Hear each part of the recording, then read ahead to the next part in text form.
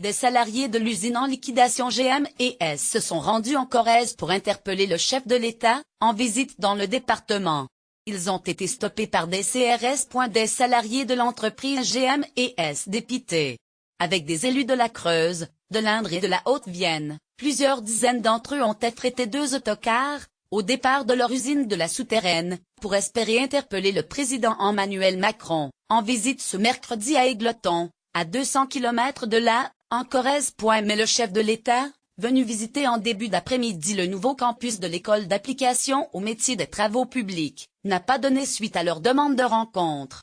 La préfecture de la Creuse met en avant son emploi du temps incompressible, rapporte le journal La Montagne. Lire aussi usine GM&S, pour GMD, une reprise à bon compte. Conséquence, les salariés en colère, venus protester contre une reprise jugée trop partielle de l'équipementier, se sont massés contre le cordon de sécurité. Une scène qui a donné lieu à plusieurs échauffourées, comme en attestent des vidéos prises sur place. Certains d'entre eux, dont des élus des 3 départements concernés par cette liquidation, rapportent avoir été gazés par les CRS.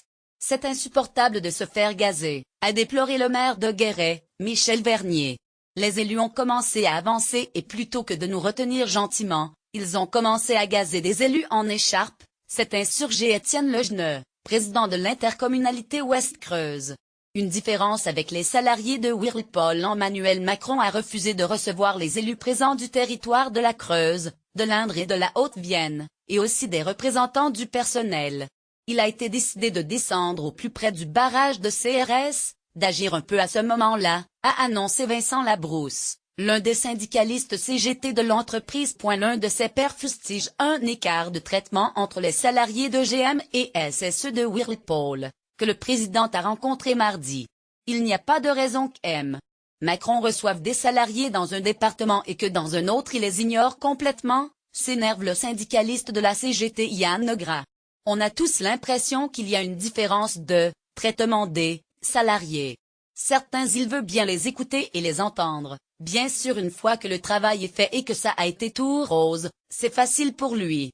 Tandis que là le problème c'est qu'il y a encore 156 personnes de licenciées avec des familles, donc la moindre des choses serait quand même qu'ils nous reçoivent, critique-t-il. Le préfet de la Creuse Philippe Chopin a assuré à La Montagne qu'une rencontre avec le secrétaire d'État auprès du ministre de l'Économie Benjamin Griveaux avait été proposée aux salariés.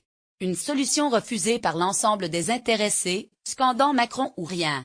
Le préfet a également rappelé que les employés de GM&S avaient rencontré le chef de l'État à 2 reprises et que le ministre de l'Économie Bruton Almer était venu leur rendre visite dans l'usine de la Souterraine au mois de juillet.